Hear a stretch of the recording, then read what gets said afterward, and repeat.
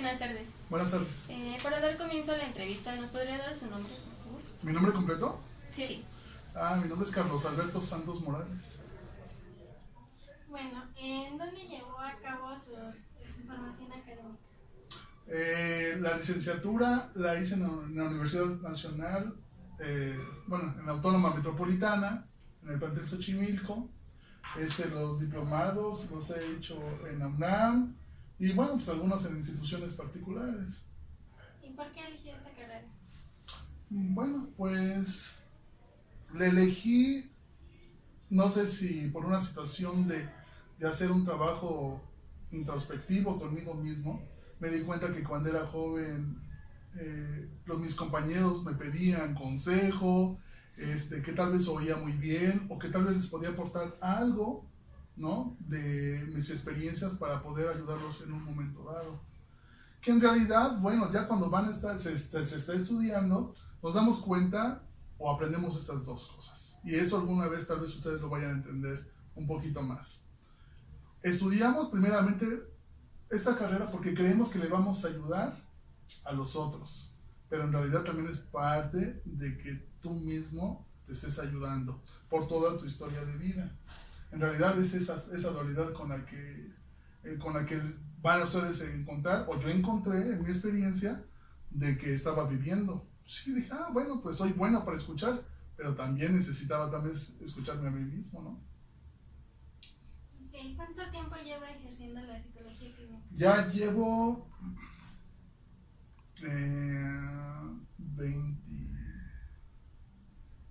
23 años. ¿Cuál considera que es el principal objetivo de la psicología clínica?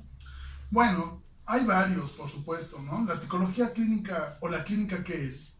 La clínica es hacer lo subjetivo, hacerlo objetivo. Entonces, los malestares, los trastornos, los problemas que pueden tener cualquier paciente, los tenemos que prevenir, o los tenemos que tratar, o los tenemos que encauzar a un cambio, porque al final de cuentas el venir a terapia, como decía por ejemplo Víctor Frank, ¿sí han escuchado de Víctor Frank? Sí. Logoterapia. Bueno, él decía que la psicoterapia consiste, que tiene dos situaciones. Una, para que tú te enfrentes contigo misma o contigo mismo, y también para que contigo hagas la paz, pues, ¿no? O sea, te reconcilies contigo mismo. Y es parte de lo que se hace aquí, pues, ¿no? Encauzar al paciente a buscar ese cambio. Un cambio que nosotros no le damos como psicoterapeutas o como psicólogos. Es más bien que cada quien busque su forma de cambiar y que se dé cuenta o que tome conciencia de ciertas cosas o conductas, pensamientos o sentimientos, para que haya esas modificaciones y se encauce. Hay diferentes procesos, pues, ¿no? O hay diferentes corrientes en psicología. Yo me imagino que las están estudiando. O pues no sé si sea la siguiente pregunta, pues, ¿no? No. ¿Cuál sigue? ¿Nos podría compartir su opinión sobre los distintos métodos terapéuticos? ¿Que yo utilizo? Sí. Ok. A mí me gusta mucho el psicoanálisis. En la Metropolitana, la mayoría de mis profesores fueron psicoanalistas.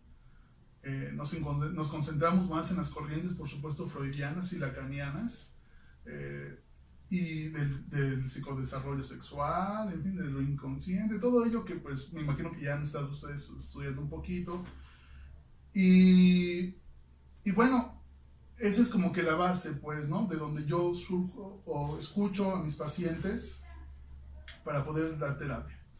Por supuesto, también a través de los años he aprendido varias cosas, varias técnicas del humanismo, o gestales, ¿no? A veces hasta conductuales, sobre todo con los chiquitos, ¿no? Con los niños. Y poco a poco es como vas tú integrando, porque también eso es la clínica, integrar ciertos procedimientos o entender ciertas cosas que te pueden servir. No porque a mí me guste más el psicoanálisis y lo practique más, va a haber un puro psicoanálisis. Imagínense en una situación, por ejemplo, en este hospital, que a veces hay urgencias, y que yo esté tratando de, en el psicoanálisis, pues por supuesto no les serviría de mucho, ¿no? A veces hay que ser prácticos y a veces hay que tener, por ejemplo, ciertas estrategias de urgencia. El trabajo que tengo aquí, pues no solamente es recibir la consulta externa o los pacientes de consulta externa. A veces tengo que estar atendiendo a personas en urgencias o en hospicios por diferentes situaciones, sobre todo pues, psiquiátricas o de manejo emocional. Entonces ya llegan, por ejemplo, los adolescentes en urgencias que ya se intentaron lastimarse, que practican cutting o que intentaron suicidarse, las personas deprimidas, las mamás que pierden bebés en ginecología, en fin, todo ese tipo de situaciones, pues es lo que me toca. Hay otros, tenemos otros 4 psicólogos que los tenemos ubicados en otras áreas, pues, ¿no? Una de las áreas es, por ejemplo, con pacientes con VIH, ahí tenemos un psicólogo, tenemos otros 2 psicólogas que atienden a las chicas o a las mujeres agredidas, ¿no? o violentadas en las distintas formas. Tenemos una psicóloga que se dedica a los cuidados paliativos, ¿no? De las personas que ya están en procesos terminales de su enfermedad, en fin, y a mí me toca pues todo lo demás, ¿no? Sobre todo las situaciones pues un tanto más clínicas, más psiquiátricas inclusive, pues esa es la función, ¿no? No sé si hasta me adelanté. De los métodos que nos mencionan, ¿cuál aplica con mayor frecuencia? De los métodos, pues, híjoles, es que no podría decirte, al final de cuentas, cuál utilizo. Depende en realidad de cada paciente. Estando aquí en el hospital, por supuesto, debes de entender de psicopatologías, de los procesos afectivos, de los procesos de desarrollo. Entonces, por ejemplo, en su mayoría son personas que tienen un trastorno, que tienen trastornos afectivos, llámese depresión, llámese ansiedad, ¿no? Que es la mayoría por la que van pasando o van llegando aquí. O otras situaciones, por ejemplo, los pequeños con el trastorno de déficit de atención, o sea, depende de la situación. Tengo, pues ahora sí que una gran variedad. La clínica te da eso, ¿no? Te va llegando, pues no de todo. Hay veces en que tienes que decir, no puedo atender a esta persona porque no tengo este conocimiento para dárselo, ¿no? Entonces es ahí donde en un momento dado, pues tienes tú que estar consciente de lo que sí le puedes dar. Porque no solamente, y ustedes lo van a entender en su carrera o ya en su proceso cuando estén fuera de la universidad, que no solamente damos lo que sabemos. Bueno, pues esos son libros, pues, ¿no? Pero también damos lo que es parte de nuestra personalidad. Hay un dicho que dice en psicología que damos en un momento dado pues también lo que somos, y es parte de lo que ustedes también van a dar, no solamente su conocimiento o la habilidad que tengan en las técnicas que vayan a aplicar, sino también parte de su personalidad. Hay otro dicho que dice, tendrás el paciente, ¿no?, que más le temes. Entonces, y te va a llegar y tendrás que aprender a lidiar con esos pacientes del cual no te gustaría tratarlos, con lo que ustedes quieran, ¿no? ¿Por qué? Pues porque también van tocando pues nuestra vida particular, por supuesto. ¿Hay algún autor por el que sienta preferencia? ¿Por qué? ¿Autor? Bueno, por supuesto, como les decía, Freud y Lacan para mí han sido pues los ejes, pues, ¿no?, de lo que yo he aprendido en el psicoanálisis. Es algo muy padre, pero a veces en el área en donde yo me muevo, pues es un tanto lento, pues, ¿no? Pero es lo que más me gusta leer. En base al código ético, ¿qué normas considera de mayor relevancia? Por supuesto, el manejo de la transferencia y transferencia entre un paciente. No sé si entiendan esto de lo que es la transferencia, sí, pues, ¿no? Y la contratransferencia. Eso es de mucho cuidado. Pero sobre todo el psicólogo debe de saber y debe de respetar la moral, pues, ¿no?, que él tiene como persona y la moral que que tiene pues los pacientes. Porque de hecho, una terapia es una relación íntima. Y íntima no significa sexualidad, por supuesto, ¿no? Íntima significa de conexión de una persona con otra persona, tratando asuntos de una. Entonces, hay una situación íntima y que tenemos que respetar lo más posible, pues, ¿no? O se tiene que respetar, de hecho. A veces hay un momento dado en que llegan los pacientes alterados y nosotros como especialistas tenemos que entender, pues, ¿no? ¿Por qué vienen así? Tratarles de dar esa tranquilidad o ese apoyo, pues es importante. Y bueno, pues eso es lo más importante, pues, ¿no? Bueno, aparte de este hospital, ¿en qué otros lugares ha laborado? Pues estuve, en ese hospital llevo poco tiempo, llevo 2 años y medio y estuve cerca de 20 años en el Hospital Fray Bernardino Álvarez, que es el psiquiátrico de allá de Tlalpan, y estuve, pues en realidad el más grueso del tiempo de mi práctica ha sido en el José Sayago, que es un psiquiátrico que está en Acolman, que es también del gobierno y que es para mujeres. Entonces es donde más he trabajado. Aparte pues la clínica particular, ¿no? Sobre su experiencia en este hospital psiquiátrico, ¿cuál ha sido el caso más delicado con el que ha trabajado? Híjoles, bueno, hay muchos. En un hospital, sobre todo psiquiátrico, que estamos hablando de psicopatologías intensas y graves, pues hay muchas historias que a veces son sorprendentes. Por darles un ejemplo, recuerdo de una chica que llegó muy joven al psiquiátrico, que estoy hablando de 18 años, ¿no? Esquizofrenia paranoide, muy delirante, muy alucinada, perdió completamente su juicio, ¿no? Ella veía alucinaciones no te digo de personas, sino de monstruos, ¿no? O sea, muy aterrorizada en su vida y en su mente, pues, ¿no? Sufría mucho, o sufre mucho, pues, ¿no? Y pues cuando vas trabajando con ella y fui entendiendo, por ejemplo, que la historia de vida que ella tenía, pues no era para menos, pues te vas dando cuenta como por qué surgen ese tipo de situaciones, ¿no? O qué tan frágil puede ser una mente. Es una familia, su familia estaba integrada como por otros 12, 13 hermanos, con papás tremendamente ausentes, un papá tremendamente promiscuo, tanto así que metía a mujeres en su casa, dentro de la casa, y vivían con ellos, o sea, y tenía como esa serie de situaciones, pues, disfuncionales.